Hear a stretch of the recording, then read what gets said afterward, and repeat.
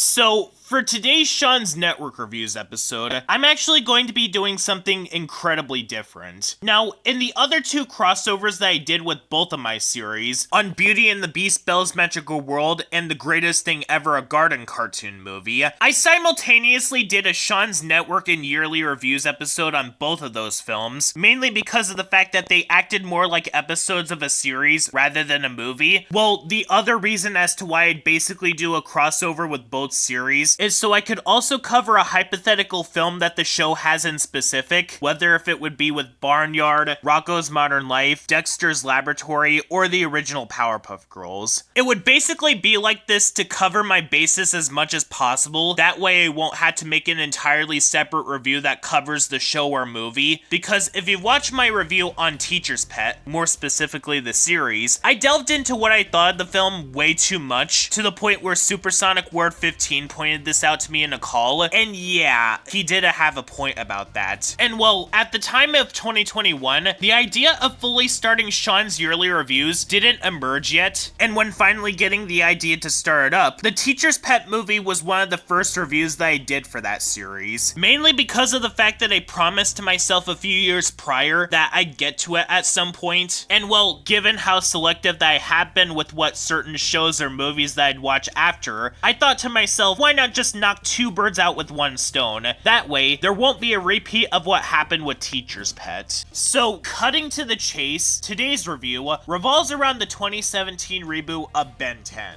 I am going to be straight up honest right now, when I was younger, I didn't really get into Ben 10. Around the time that the show came out, I didn't really watch Cartoon Network all that much. I remember watching Nickelodeon a lot more, and even then, my memories from Cartoon Network at the time were with either Foster's Home or Camp Lazlo. And around the time of 2007 to 2008, I was more interested in shows like Chowder and Total Drama rather than Ben 10 Alien Force. I did have fond memories watching Ben 10 Ultimate Alien, though I remember it being because of one arc in specific, and I did frequently watch the original show whenever it would air on Boomerang, but other than that, my familiarity with the show is kind of a blur. But for this review in specific, I decided not to rewatch the original show because I didn't want to go in with any sort of bias regarding the original show or even the sequel shows, because the purpose of a review is to judge it for how it is on its own. I did exactly that, and this show is not good. But in spite of this, while the show was initially airing, people did say that this show, while they didn't like it, was the best of the Cartoon Network spin-offs slash reboots that came out in the mid to late 2010s and early 2020s. I disagree heavily. Of the ones that I've seen, I think that Unikitty is the best out of all of them, even though that show is based off of a character from the Lego Movie. But of the infamous ones, this show, Teen Titans Go, Powerpuff Girls 2016, Total Drama Rama, and Thundercats Roar, Ben 10 2017 is the least offensive out of all of them, though that might be because of the fact that the creators of the original shows were also behind this series. And remember, like I said towards Total Drama Rama, which coincidentally also had the same people behind the original as that spinoff, all of the problems that this show has were probably out of the creators' control, and that it might have been Cartoon Network's doing. The creators and writers of the show were just doing what the network wanted them to, but just because this show is the least bad out of all of them, that doesn't absolve this show from the many issues that it has. Because Ben 10 2017, even if you were to take out the fact that this show is connected to a beloved franchise, is an absolute mess. As you can tell, this review is going to be very critical, and there are many aspects to this show that makes me dislike it, but before we get into those issues, let's begin with some sprinkles of positives. Doing some research on this franchise, I found out that some of the villains that this show has are entirely exclusive to this show. I really like the Weatherheads. They have an overly serious demeanor to them that makes them a joy to watch, and the delivery of the voices makes it even better. Apparently, Jeff Bennett voiced all three of them in seasons 2 through 4, and Eric Bauza voiced voiced one of them in season 1, and you can't go wrong with Jeff Bennett. I also like the Zingo episodes, because they offer more cartoony antics than the series itself is willing to do, except for Zingo Nation, due to the fact that they blatantly insulted their own franchise that they're trying to do a reboot of. I thought that the episode where Keith David plays this bear that sings this song was pretty memorable. Also, I do think that season 5, despite only having 3 episodes, was actually very solid for the most part. Though Ben Gen 10 was the weakest of the 3 because it was very boring and most of it was lingering in one location for a majority of it. And then the finale special in particular, it takes like halfway through the special in order for us to get to what the plot is trying to do with itself. But the most significant improvement that these 3 specials made was that they knew what to do with themselves, and it actually feels like what the creators of this show wanted their vision to be like, something that got lost in translation in the other 4 seasons of the series. To really get things started with my criticisms of this show, let's begin with an issue that I've always had with this show, and that is the art style. Now, there are a lot of animated movies or shows that I've seen people say that they don't like, or that they didn't want to watch, mainly because of the art style alone. I know of a few people who have been turned away from watching shows like Code Lyoko just for the art style alone, and there are not too many shows out there that turn me away from them because of their art style. That is except for shows that use cel-shaded 2D CGI improperly like Regal Academy, and that's mainly because of the fact that they were stylized enough so that this isn't a problem. Ed, Edd n Eddy and Teacher's Pet were rough-looking shows, but more than made up for it in their movements and cartoony energy to make them visually stimulating to watch. Same thing cannot be said about Ben 10 2017. Back during my review of OKKO Let's Be Heroes, I pointed out how the art style of this show in specific turned me away from it because of how off-putting it was, and well, that opinion hasn't really changed in present day. Because to start things off, something doesn't feel right in terms of the designs. Like, the aliens and otherworldly creatures that appear in this show look fine, but not so much on the humans. And I think I know exactly what is wrong. The designs feel like they want to go for a more subtle and detailed approach, similar to the other incarnations of Ben 10, while also trying to blend it with the cartoony direction, but because they don't want to go all the way with it, it leaves the designs in this awkward middle ground where it leaves you with a weird feeling like something doesn't feel right. And it also doesn't get any better with some of the background characters, as well as some of the characters that were not even made for this show in specific. Their facial features are way too small, and for some of the younger characters, they feel the need to make their pupils way too big, and because this show doesn't follow the animation principle of appeal with the human characters, they very easily fall into the uncanny valley. But the worst aspect of the art style is whenever the characters open their mouths. Whenever the characters speak in any sequence of this show, they always feel the need to show these huge gaps on the sides of the teeth. What cartoon does that? It just looks so awkward and off-putting. I know that a lot of people take issue with what they call the heel art style, which the correct term would be the beanmouth style. In those shows, at least the designs were appealing, and whenever a character spoke in those shows, they talked like how you'd expect that a character would talk in a show like it. Ooh, so you expect this show to play things safe now? Not at all. I mean, considering what we've seen from OKKO or Rise of the Teenage Mutant Ninja Turtles, I'm all for a show that tries to do its own thing because of how unique and risk-taking they were. But that's actually the other problem with the art style of Ben 10 2017, and that is in regards to the animation itself. Like, the animation in motion is fine, and I really do like the background art of the show, but whenever the series is not putting me off by the designs, and whenever the characters open their mouths, this show plays things way too safe most of the time. I know that there are a lot of people who have gotten onto certain Cartoon Network shows for how they constantly went off model, such as Steven Universe,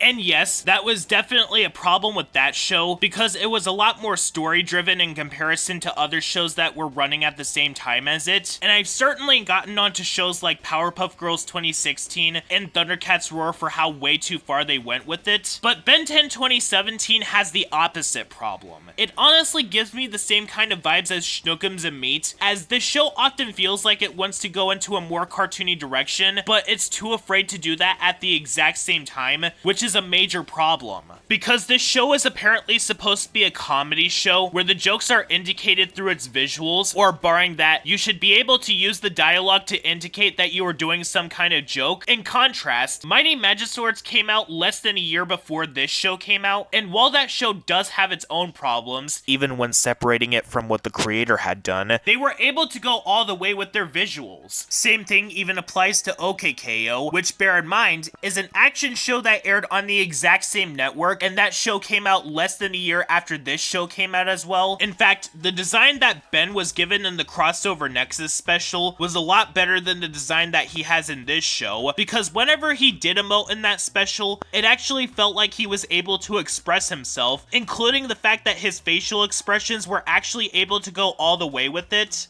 And I'd say that the comedy could make up for how off-putting and sanitized the animation is, but this show is not funny either. I don't even think that this show is even trying to be funny most of the time. Even with shows that I do think have worse humor like Robot Boy and Powerpuff Girls 2016, you can at least tell whenever those shows were trying to tell a joke. Meanwhile, Ben 10 2017 is basically just dead air. The only times in which I can see where they were trying to get jokes out of was in the episode where Ben constantly gets seasick, and this one woman actively wants him to get sick because she got jewels and flowers out of it. And there was also a sequence in one episode where they just reference Power Rangers for no reason whatsoever, but that's the most that this show does whenever they try and attempt a joke. While the rest of the time I watched this show, I had a blank expression on my face because I was so disinterested while watching it. But how is the rest of the show, putting aside the awkward art style and non-existent humor? Well, you know how a lot of cartoon critics in the late 2010s, whenever a new reboot would come out and have this simplistic art style and would be instantly compared to Teen Titans Go, like what happened with Pony Life. And I also remember when people compared Rise of the Teenage Mutant Ninja Turtles to Teen Titans Go, despite the fact that Rise of the TMNT was just another incarnation of the franchise like every other version made after the 80s version. But no, Ben 10 2017 is literally just Teen Titans Go 2.0. Like that show, Ben 10 2017 takes a show from over a decade ago that had subtlety and took itself a lot more seriously than most other episodic cartoons from the same era, and basically turns it into an episodic comedy that has its characters scream a lot more, and you don't even need to watch all of the original in order to see this. You can literally just look up clips from the original Ben 10 to see where I'm coming from. Almost as if this show is trying to be a parody of the original Ben 10, but unlike Teen Titans Go, where that show was trying to be a comedic spin-off of the original Teen Titans, Ben 10 2017 is trying to be a full-blown reboot. And not only is this show a full-blown reboot of the original show, this show, as opposed to Teen Titans Go, Powerpuff Girls 2016, Whole Drama Rama, and Thundercats Roar, tries to go the direction of not only having continuity, but they actually try to tell a full ongoing plot, and it's incredibly fascinating how bad that this show is with it. So, if Powerpuff Girls 2016 was basically Teen Titans Go, if it was legitimately trying to be a sequel to the original series, this show is Teen Titans Go if it was trying to be a reboot that told an ongoing storyline, and it honestly gives this show less of an excuse than you can give to Teen Titans Go. Teen Titans Go, while that show is technically worse, at least has the defense that you could give it, where because that show doesn't have any continuity or that it's trying to be a comedy, anytime that it messes up with its moral or have its characters acting like jerks, it can be shrugged off as not meant to be taken that seriously. However, Ben 10 2017 is actually supposed to be taken that seriously, so it now has no excuse for having some of these problems. There is an episode, and I'm not even joking about this, where Ben, Gwen, and Max go to a spa resort, which the Bug Brothers also just so happen to go to, and Ben proceeds to terrorize them so much that they immediately try to put together a plan to steal their water as a ransom note. Ben may have received punishment by the owner by being forced to clean up the resort, but the Bug Brothers got done dirty in this episode because they decided to try and do this because Ben basically decided to ruin their day. And nobody calls Ben out for causing this to happen, nor does he attempt to make things right with those that he terrorized. And there's also another episode where Ben and Gwen are doing this running competition. During the sequence where Ben needs to climb over this wall in an obstacle course, he changes into forearms, destroys the wall, and he doesn't get called out for this at all.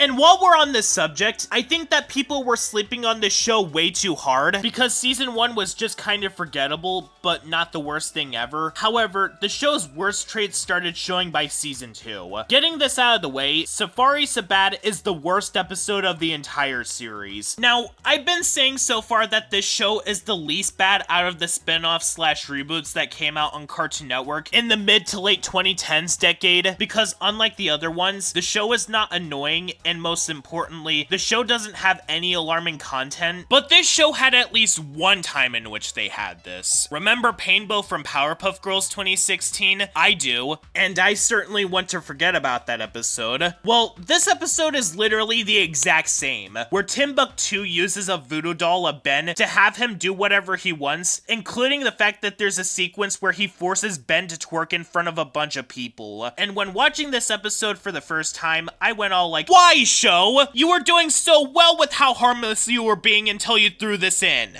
Sure, this only happened for a few seconds in that episode, but at the exact same time, Painbow also only had this happen for a few seconds. So yeah, this episode gets to join the unholy trinity of Cartoon Network shows from the 2010s decade that had that one extremely alarming moment. And the show is also terrible with how it tells its ongoing storylines. Watching through season 3 was one of the most tedious experiences that I had while doing Sean's Network reviews so far, and bear in mind, I sat through the entirety of Power Players, one of the biggest nothing burger shows that I've ever seen, which made me wish that I was watching a show that was more entertaining than it, or even drawing something. But even then, Power Players was its own show, and it didn't constantly tell the exact same story over and over again. Season 3 of Ben 10 2017 is one of the showcases of this show's biggest problems, in that it feels like it's fighting against itself and running around in circles, because the show can't make up its mind on whether it wants to be an episodic comedy or tell an ongoing storyline. So many episodes in season 3 make random hints that they're going to try and build up to a finale with this new villain named Forever Knight, but so many episodes waste so much time not even having him be on screen to try and remind us that he's there, only for his evil plan to come in. And he wants to go back in time to the first alien sighting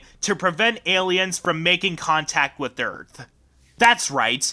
He wants to go back in time to the first alien sighting to prevent aliens from making contact with Earth. To the point where Steven Universe is looking at this show and blushing in embarrassment. Almost as if Man of Action originally wanted this show to be a story-driven show, but Cartoon Network was constantly discouraging them from doing that, leading there to be as many filler episodes as there are. Now yes, admittedly, shows like Adventure Time, Regular Show, Steven Universe, OKKO, and Amphibia also started off like this, starting off being episodic before attempting to tell an ongoing plot, but those shows at least had plans to tell an ongoing plot from the beginning of those shows, especially in the case of Amphibia. They weren't just gonna have Anne be stuck with a family of frogs forever, and they basically started off like this because they wanted to ease their viewers into their world. Ben 10 2017, just like the other aforementioned Cartoon Network spin-offs slash reboots from the 2010s decade, just throws us into the show immediately. Literally, the first episode is about Ben being forced to clean the RV after he makes a mess in there. They didn't even bother introducing any of its characters to newcomers who might not have seen the original Ben 10 shows, and considering the fact that this is a reboot, not a sequel series like Alien Force, Ultimate Alien, and Omniverse were, that just makes the issue even worse. And the other reason as to why I have such a distaste towards season 3 is because so many of the episodes are just repetitive. Did you not get the fact that Ben and Kevin hate each other the first time? Well, let's repeat this exact same story 20 times more, as if you didn't get it the first time.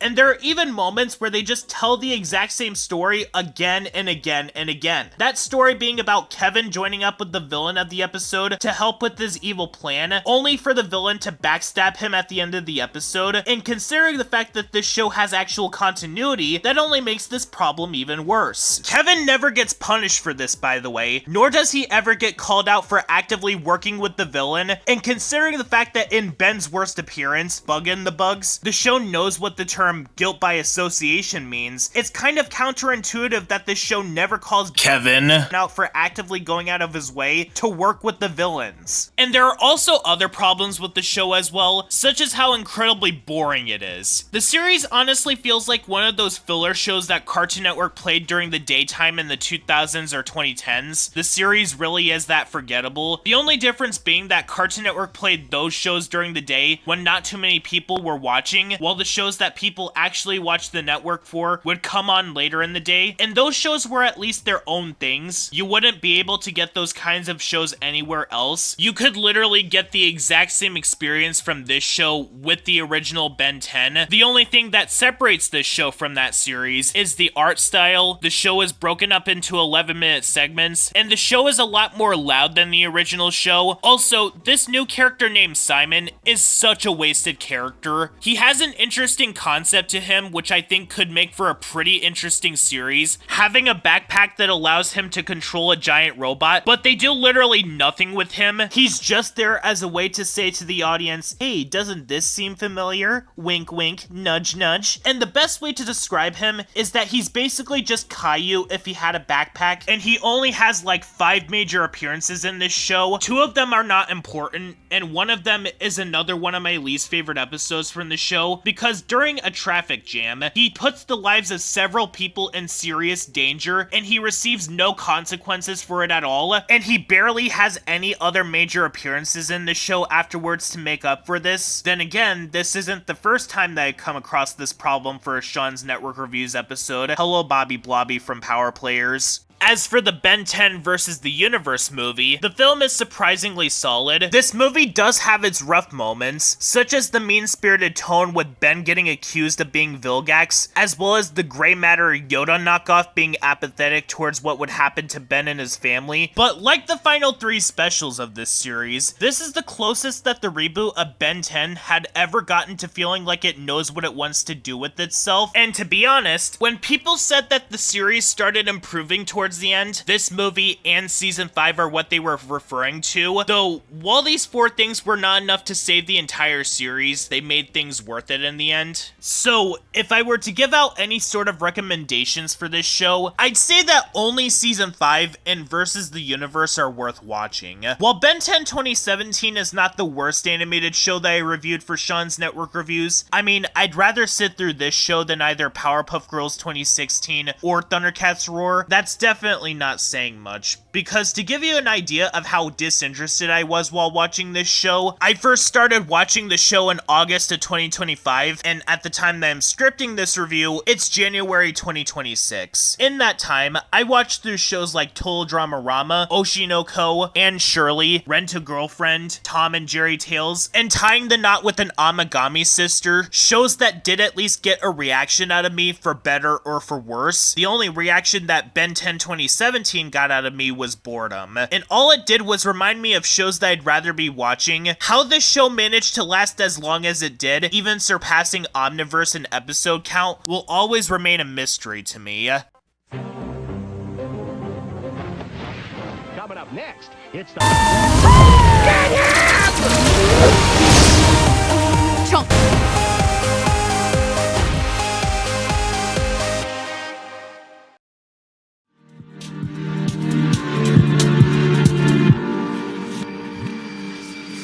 Everything